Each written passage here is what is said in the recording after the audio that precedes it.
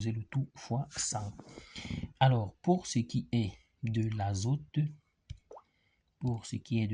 on a pourcentage d'azote, on dit masse de l'azote sur la masse du composé, le tout fois 100, qui reste notre formule de base. Et donc, de là, va dans nous découler pourcentage d'azote égale le nombre d'azote fois la masse molaire de l'azote sur la masse molaire du composé de tout fois 100, ce qui va nous amener à la formule générale.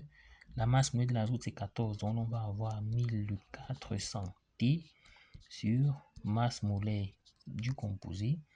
Deuxième formule, bon ça on n'a plus besoin de la démontrer. Deuxième formule, on aura le 14 sur 17 fois la masse de l'ammoniac NH3 sur la masse du composé, le tout fois 100. Et là, dans le cas de l'azote, il existe aussi une troisième formule qui sera 28 sur 22,4 fois le volume de diazote sur la masse du composé, le tout fois 100. Alors, dans ce cas de figure, nous allons essayer de démontrer les deux dernières formules en se servant de la formule de base. Ok. Alors, premier cas de figure, on va dire quoi? Premier cas de figure. On a un demi de diazote plus 3 demi de dihydrogène qui nous donne du NH3 pour l'ammoniac. Donc, ça, c'est la première formule qu'on va essayer de démontrer dans le cas où le composé contient de l'azote et que lors de sa combustion, il y a formation de l'ammoniac. Et donc, avec ça, on dira quoi? La quantité de matière de l'azote, du diazote sur 1 demi nous donne la quantité de matière de l'ammoniac. Alors, 1 demi, c'est tout simplement le coefficient qui est ici devant.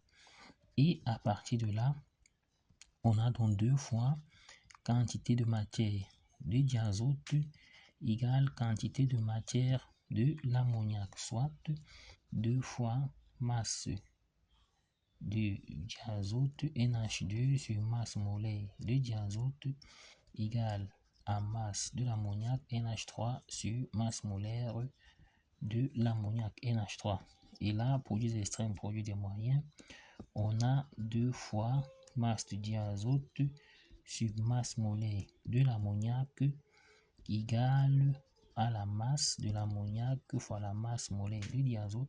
Et sachant que c'est la masse qu'on veut, on obtient donc masse de diazote égale, non, là nous sommes d'abord sur la masse molaire de diazote fois la masse de l'ammoniac sur 2 fois masse molaire de l'ammoniac, soit donc masse de diazote égale, là ça fait 28 masse de l'ammoniac NH3 sur, alors là on a 14 plus 3 ça fait 17, donc on a 2 fois 17.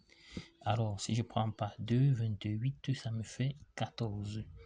On obtient donc masse de diazote égale à 14 17e de la masse de l'ammoniac.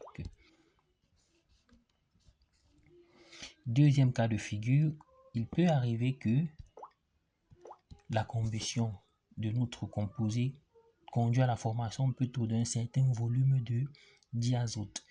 Et là, j'aurai donc masse de diazote sur masse molaire de diazote égale au volume de diazote de formule sur le volume molaire, sachant que c'est la masse qu'on veut. Par la règle de 3, on a donc masse de diazote fois le volume molaire égale à la masse molaire de diazote fois le volume de diazote. Et dans ce cas de figure, donc, on a masse de diazote égale masse molaire de diazote fois le volume de diazote, le tout sur le volume molaire. Et donc, au final, on obtient donc masse de diazote égale, là, on sait que masse molaire du diazote, c'est 28, le volume molaire, c'est 22,4. Donc là, on obtient donc 28 sur 22,4 fois le volume de diazote. Et donc, à partir de cette formule, donc, on peut la remplacer dans la formule de base et on finit par trouver les deux dernières formules qui nous permettent donc de calculer le pourcentage de l'azote dans un composite.